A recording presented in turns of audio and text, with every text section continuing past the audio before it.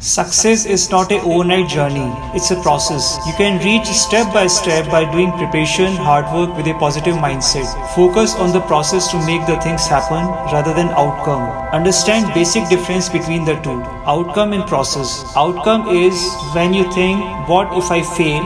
What if I make a fool of myself? What will people think of me if I don't do it well? And the process is when you think how exciting a new challenge or an opportunity. I'm going to put my best effort and enjoy doing it. I just love trying new things and learning new things.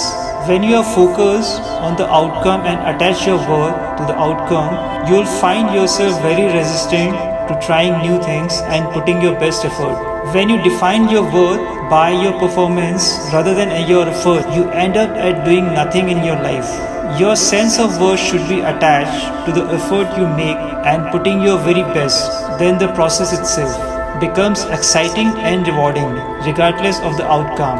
Or if you are focused in the present moment, fully engaged in the process, rewards and gifts will come in your way.